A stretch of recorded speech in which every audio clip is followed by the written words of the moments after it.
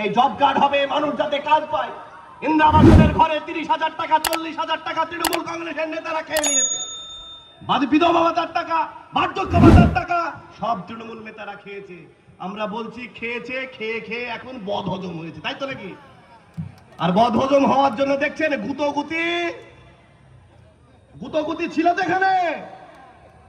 নেতাই নেতাই গুতগুতি। কেউ বলছে বেতাই থেকে টিকিট আসবে, কেউ বলছে নাজিরপুর থেকে টিকিট আসবে। আমরা বলছি যে বেতাই নাজিরপুর যেতে হবে না। এবার মানুষ জবাব দেওয়ার জন্য তৈরি আছে। এই রাজনীতি আমরা জানি।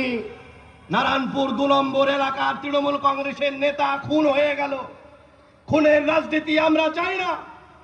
আর নামে অভিযোগ কাদের হচ্ছে? একজন তৃণমূল কংগ্রেসের নেতা খুন হচ্ছে, আর এফআইআর নাক থাকছে একজন তৃণমূল কংগ্রেসের। এই রাজনীতি চাইছি আমরা? সংখ্যালঘু যারা মানুষ, আমরা মুসলমান অংশের মানুষ, এই শুধুমাত্র লাঠিয়াল হিসেবে ব্যবহার করছে আপনাদেরকে তৃণমূল কংগ্রেস। রেড রোডে শুধু নামাজ পড়তে গিয়ে খোদা হাফেজ আর ইনশাল্লাহ বললে সংখ্যালঘুদের উন্নয়ন হয় না। আমি লক্ষ্য করি সারা নদিয়া জেলার মধ্যে যদি দেখেন, সারা পশ্চিম বাংলার মাটিতে যদি দেখেন, যেখানে সংখ্যালঘুরা বাস করে সেখানে মারমার কাটকাট ব্যাপার। ভাই ভাইকে মারছে, ভাই ভাইকে খুন করছে, মিথ্যা মামলা, গাজার মামলা। আমরা বলছি না, আর চলবে না এটা। এই মিথ্যা মামলা, গাজার মামলা সংখ্যালঘু এলাকায় আমরা বলছি এটা রুখতে হবে আমাদেরকে। এই রোধ করার সময় আমাদের সামনে এসেছে। আমরা বলছি যে এই রাজনীতি পশ্চিম বাংলার মাটিতে সংখ্যালঘুদেরকে যারা শুধুমাত্র ভোট ব্যাংক হিসেবে কাজ করে, আমরা বলছি তাদেরকে 8 তারিখে জবাব দিতে হবে। এই লড়াই তো আমাদের, এই পঞ্চায়েতি লড়াই তো আমাদের লড়াই। যে পঞ্চায়েতি ব্যবস্থা তৃণমূল কংগ্রেস ধূলিসাৎ করে দিয়েছে, সেই পঞ্চায়েতি যে অধিকার, সেই পঞ্চায়েতের আইন, সেই পঞ্চায়েতে মানুষের অধিকারটাকে ফিরিয়ে আনতে হবে। তাছাড়া কোনো বিকল্প আমাদের সামনে জায়গা নেই। আমরা জানি যে তৃণমূল কংগ্রেস এত এত এত বেশি চুরি করেছে, মানুষ তার উপলব্ধি করছে, মানুষ তার যোগ্য জবাব দেওয়ার জন্য তৈরি হচ্ছে। মানুষের কাজ করার জন্য এলাকার যারা তৃণমূল কংগ্রেস করেন, সাধারণ মানুষ, গরিব মানুষ, যারা তৃণমূলকে ভোট দিয়ে এমএলএ তৈরি করেছিলেন, খুঁজে পান আর এমএলএ কে খুঁজে পাওয়া যায়। করিমপুরের এমএলএ, তার বিরুদ্ধে অভিযোগ মানুষের টাকা আত্মসাৎ করার জন্য। পলাশীপাড়ার এমএলএ সপরিবারে পরিষ্কার করার কাজ করে, যে বাড়িতে নোংরা আবর্জনা রাখবো না। তো এবারকার নির্বাচন হচ্ছে আমাদের এলাকার যারা চোর, ডাকাত, মস্তান, ক্রিমিনাল আছে, তাদেরকে পরিষ্কার করার নির্বাচন।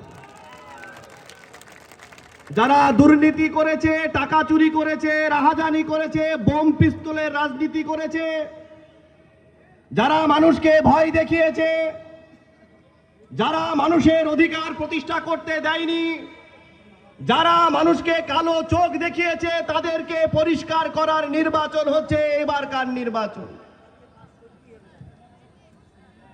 মানুষ প্রস্তুত, আপনারাও প্রস্তুত। আগামী 8 তারিখে আমাদের যে প্রস্তুতি, সেই প্রস্তুতি বুথের অভ্যন্তরে ব্যালট বক্সে আমরা তার যোগ্য জবাবটা দিতে চাইছি। পঞ্চায়েত মানে হচ্ছে, আমরা বলছি গরিব মানুষের পঞ্চায়েত তৈরি করতে হবে। এই গরিব কারা? এই গরিব হচ্ছে ক্ষেতমজুর মানুষ, ভ্যান চালায়, রিক্সা চালায়, এই নারায়ণপুর বাজার এলাকার ছোট বড় ব্যবসায়ী, যারা দিন আনে দিন খায়, তাদের জন্য পঞ্চায়েত তৈরি করতে হবে। মেহনতি মানুষের পঞ্চায়েত তৈরি করতে হবে, গরিব মানুষের পঞ্চায়েত তৈরি করতে হবে, মা বোনেদের জন্য পঞ্চায়েত তৈরি করতে হবে। আমরা 78 সালের পর আমরা পঞ্চায়েতি ব্যবস্থা সারা পশ্চিম বাংলার মাটিতে তিল তিল করে তৈরি করেছিলাম।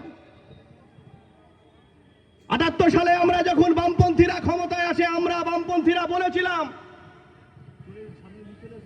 যে পঞ্চায়েত আমরা পরিচালনা করব, গ্রামে গিয়ে গ্রামের সরকার পরিচালনা করব। আমরা পঞ্চায়েত অফিস তৈরি করেছিলাম, গ্রাম সংসদ তৈরি করেছিলাম।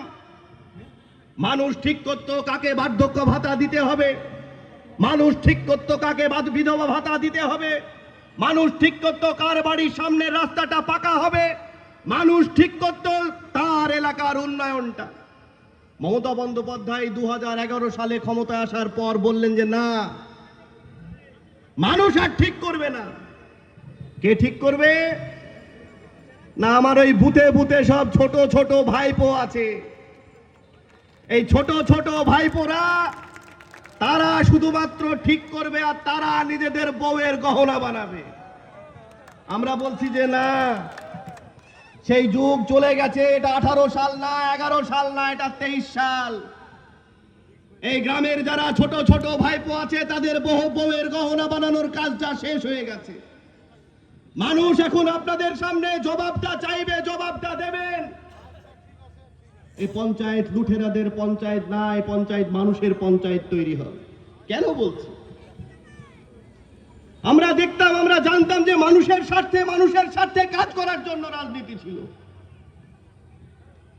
মানুষের কাজ করব, মানুষের সেবা করব, মানুষের পাশে যাতে দাঁড়াতে পারি, সমাজের অভ্যন্তরে যাতে কোনো অপসংস্কৃতি না থাকে, সমাজের অভ্যন্তরে দুর্বৃত্ত না থাকে, সমাজের অভ্যন্তরে সরকারি যে প্রকল্পগুলো আছে সেই প্রকল্প যাতে সাধারণ গরিব মানুষ পায়, তার জন্য রাজনীতি ছিল।